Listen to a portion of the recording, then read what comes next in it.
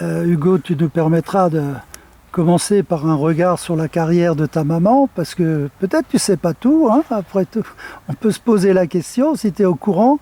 Moi, je l'ai connue comme joueuse et je peux te dire qu'elle avait un sacré caractère sur le terrain.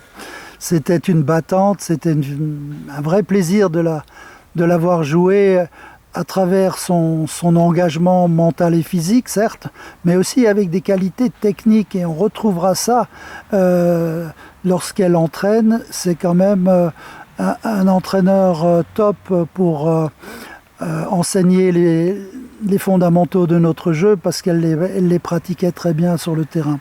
Alors, tu as commencé, Annick, tu me corriges si je me trompe, et je préfère que ce soit moi qui fasse ton éloge, à 11 ans, une année au FCM, avant que le FCM, FC Mulhouse, passe au Mulhouse Basket Club en 74. Mulhouse Basket Club qui a été créé en 72 de la fusion SREG Mulhouse et BC Mulhouse.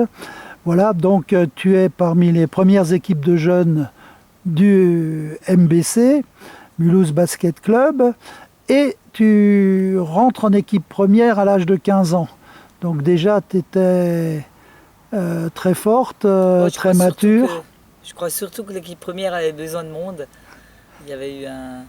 Voilà, on m'annonce à l'entraînement le mardi qu'il fallait que je fasse 2 entraînements avec l'équipe 1 parce qu'il n'y avait pas assez de monde. Enfin, il y avait un problème d'effectif. Et moi, je ne savais même pas, je ne me rendais pas compte à cette époque-là, la communication n'est pas ce que c'est aujourd'hui, qu'il y avait une équipe 1. Et donc, je suis allé à l'entraînement et puis je suis allé au match. Et je me souviens qu'il y avait Carmine Calzonetti, qui était donc l'entraîneur américain des garçons, qui s'occupait beaucoup des jeunes et qui était venu me voir et me motiver. Alors oui, effectivement, et tu t'es vraiment installé dans l'équipe première du MBC, on va dire en 77-78. Oui. Je t'ai envoyé une photo d'ailleurs tout à l'heure. Je t'ai également envoyé une photo où en 79-80, tu es sur la photo d'équipe à côté de 2 belles-sœurs à moi, si j'ose dire. Oui. 2 de mes belles-sœurs, Pascal Schulz, qui est la sœur de mon épouse, et Chantal Couvler, qui est l'épouse de mon frère. Qui est devenue l'épouse de... Voilà, qui est devenue l'épouse de mon frère Christian. Donc c'est presque une photo de famille. On reconnaît aussi Jackie Pernaut sur cette photo à cette époque-là, qui est toujours en activité pour aider le club à Mulhouse. Et votre parcours s'est effectivement effectué en National 2 essentiellement au début. Oui. Et tu as de bons souvenirs? Ah, très bon souvenir. Bon, notre modèle, notre guide, c'était Daniel Tonerini, avec son mari qui nous entraînait. Et oui, il y avait Christine Frey. Oui. Dont le frère médecin nous a beaucoup aidé les années où j'entraînais des jeunes, parce que dès qu'il y avait un pépin, c'était notre guide. Et Michel, je crois, Michel Frey, oui. qui est médecin et très sympa, effectivement, très disponible. Ah non, c'est un sacré souvenir. Cécile Boller, qui elle-même jouait, qui n'avait pas vraiment le gabarit pour jouer, qui avait 5 enfants, mais qui avait de l'énergie. Qui avait de l'énergie. Et, je me souviens de son double pas, irrésistible. Oui. Ah non, et puis comment elle s'appelait, Lenz, son prénom. Karine Lenz, voilà. Alors elle Karine avait Heitz, de son nom de jeune fille. Et quand moi je suis arrivée. Karine Heitz, de son nom de jeune fille. Son papa était gardien de but de foot, champion d'ailleurs. Ah oui, ça je savais pas. Voilà. Et puis notre président, enfin elle n'était peut-être pas encore présidente à l'époque, mais Nicole Carlet, qui avait déjà une main sur tout ce qui était... Oui, Nicole Carlet était une grande dame, et tu as raison de le rappeler. Oui. Elle était effectivement très présente sur le terrain. Elle était très présente aussi dans tous les aspects de gestion. Et elle était, je dirais, en plus très présente aux côtés de Daniel Peter Toniarini, une fois qu'elle était mariée, Je me souviens qu'elle partait à 5 heures du matin faire des footings pour que Daniel puisse avoir des séances supplémentaires en vue de l'équipe de France. Et tu nous donnes l'occasion de rappeler que tu as accompagné cette grande dame jusque dans ces dernières années, puisqu'elle était malade et elle continuait à jouer jusqu'au bout. Elle allait faire, alors on ne savait pas tout, elle allait faire des chimios, et elle revenait avec un pansement, et elle jouait comme si de rien n'était. Ah, c'était un modèle, parce qu'elle était toujours gentille, toujours humble. Ah bah oui, et elle nous a fait...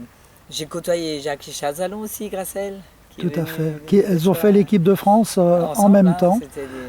Et il fallait la pousser à nous raconter, mais nous raconter un peu, quoi. Oui, mais c'est bien de parler de Jackie Chazalon qui de loin, je la salue, elle m'encourage à faire ce travail de mémoire sur le basket de Mulhouse, et donc le livre sur lequel on travaille, des 100 ans de basket à Mulhouse. C'était une des premières à m'encourager.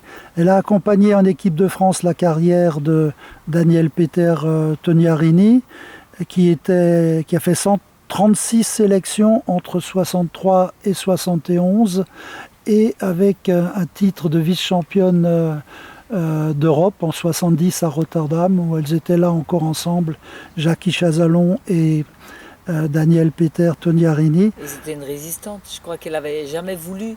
Il voulait qu'elle vienne à Clermont. Et elle voulait rester à Mulhouse. Elle était sollicitée par les plus grands clubs, donc Clermont qui était le deuxième, si j'ose dire, meilleur club en Europe, puisqu'il y avait toujours Riga et Semenova qui barraient le passage, et c'est le cas de le dire, pour devenir championne d'Europe. Mais Jackie Chazalon, qui était considérée comme la meilleure joueuse du monde, était très, très proche de Daniel, qui nous a quittés prématurément, puisqu'elle est décédée à l'âge de 35 ans.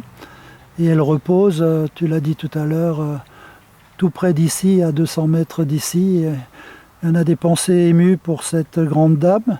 J'ai eu le plaisir de la côtoyer parce que, pour se durcir un tout petit peu, elle rajoutait à tous les entraînements qu'elle faisait, et les entraînements individuels supplémentaires sur le plan physique avec Nicole Carlet, elle ajoutait toutes les séances de l'équipe masculine, où, ma foi, on était coéquipiers à l'entraînement. Et allez, je ne sais pas si on peut le dire comme ça, mais elle jouait comme un homme. En tout cas, elle avait toutes les qualités sur le terrain pour justifier sa présence. Je me souviens encore de son tir.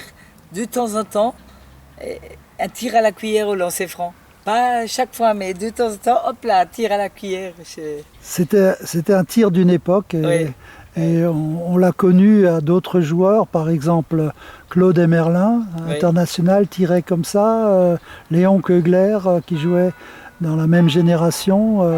Voilà, et ils étaient efficaces, alors pourquoi changer un tir efficace? Mais c'est vrai que la mode était par le tir en cuillère au lancer franc précédemment.